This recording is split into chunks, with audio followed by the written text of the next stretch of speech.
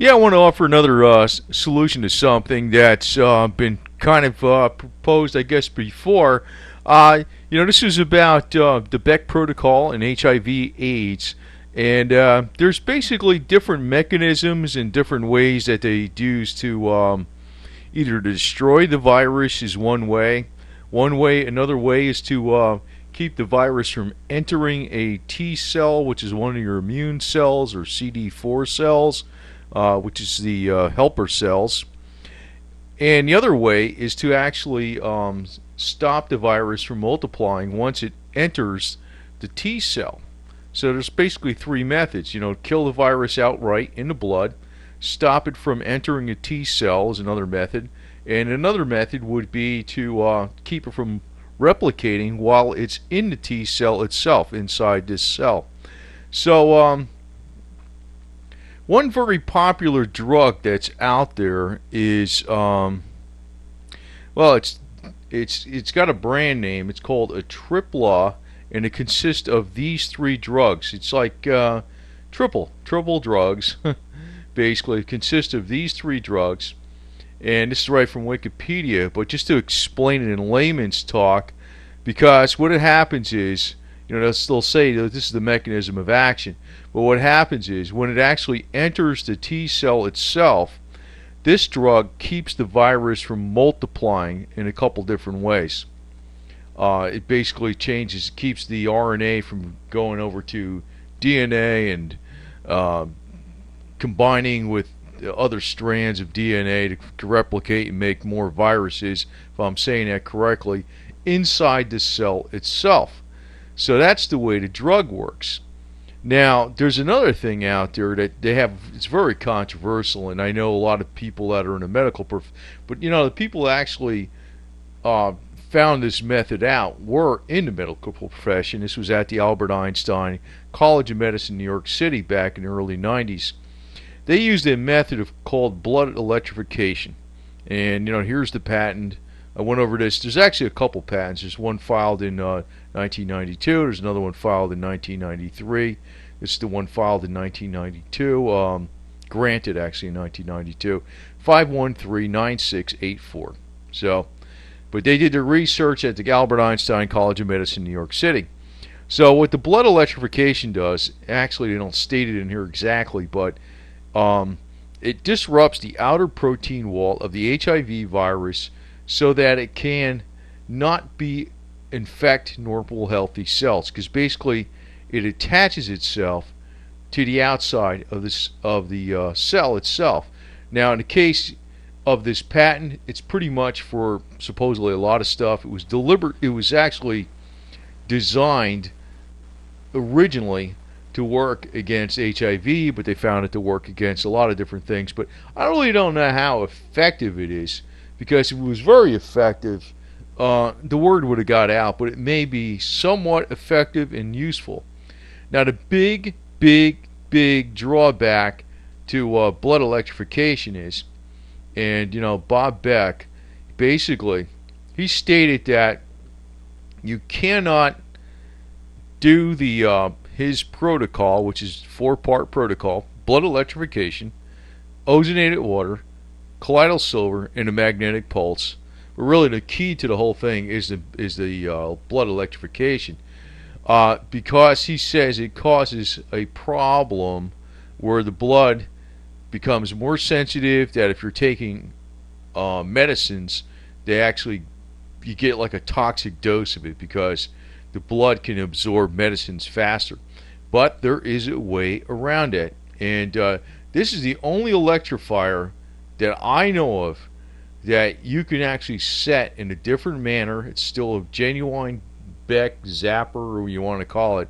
You could set it to 40 hertz.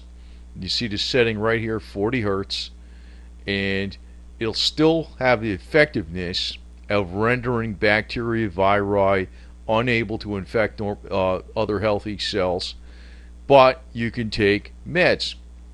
But you see, it's like a two-pronged approach. So, I don't know if this, it's the best thing I see, though, is that there's a there's a lack of conflict between the medical establishment and the alternative world with using this type of blood electrifier, because you can actually electrify the blood and take meds at the same time. That's Beck, Dr. Beck, or Dr. Beck, PhD. He said that you needed to stop all your meds. But if you use this 40 hertz setting, you don't have the problem with transfection. So, to me, it's a very, very, very important development, and it's the only one zapper I know that you can get that from, and he's from a former American down in Ecuador. But this is an example of a chart of how much the blood is affected by transfection. At 4 hertz, then at 10 hertz, it's much less affected, and at 40 hertz, it's much less affected again. So at 40 hertz, you could take strong meds, and there's no problem. But what I'm saying is, actually, you are affecting this HIV virus in 2 different ways. The blood electrification is disrupting this outer protein wall of the virus so that it cannot attach and infect new healthy cells. That's how that is working. What is going on with the well, it depends on what type, but say a popular one, that would be this one here I showed is Atripla. It consists of 3 meds. What goes on with that is that the virus that is already inside the T cell is being stopped from replicating. So you have 2 different types of strategies working against it, and there's no problem of doing a blood electrification and taking the meds at the same time if you are using the 40 hertz setting, because as you can see from this transfection, electrotransfection chart, the problem with transfection in the blood where medicines will be absorbed too quickly basically is there isn't a problem at 40 hertz. 40 hertz. Yet the effectiveness of the Beck design current, well, actually he designed it so you can use it outside the body, but it was actually designed by patent in the Albert Einstein College of Medicine, New York City. There's actually several doctors. They're showing Colley and Swarovski and also Dr. Lyman. But it's actually a much better approach, because you can't really, I don't know if this is effective enough or what, but it would be nice if, and it's possible, it is possible to actually do the Beck protocol and take meds at the same time.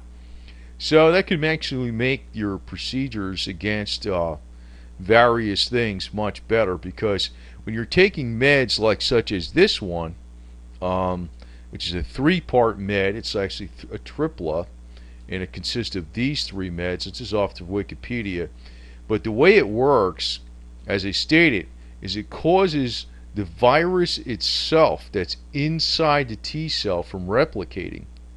So that's how that's working. It's actually working in 3 different meds are causing that to happen, so it does not replicate while it's in the cell. But all the viruses that are outside the cell are still free to go inside the cell and affect it. But the blood electrification will stop them from attaching to a cell. So, the big problem with the Beck protocol, the big drawback was this. Beck said you could not take meds, stop all meds, which I think that's bad. That's really bad. I mean, maybe you need to take the meds. I don't know.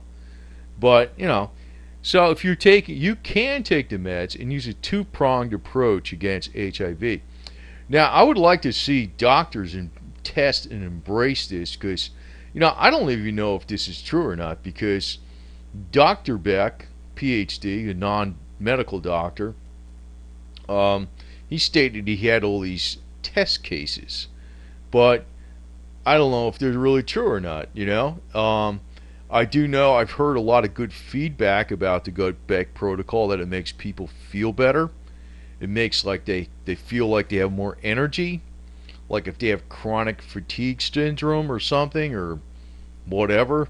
You know, it just makes them feel better. But, the only way to really test this, though, is to actually use double blind studies. I don't think anybody's ever done that. But, when they say you can't use meds when you're using the Beck protocol, that kind of kills even all impetus for using the double blind studies, because that makes it in direct competition with the medical establishment.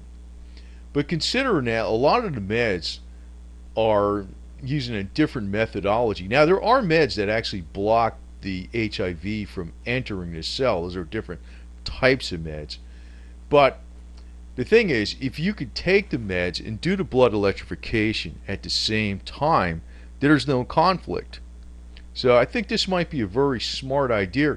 And it's actually, this is the only place that sells these blood electrifiers with the setting where you can put it on 40 hertz or use it on 10 hertz, which has enough quite a bit of less blood transfection effect even at 10 hertz. But at 40 hertz, you're very safe from transfection effects, and you're still using the blood zapping according to Beck's methodology.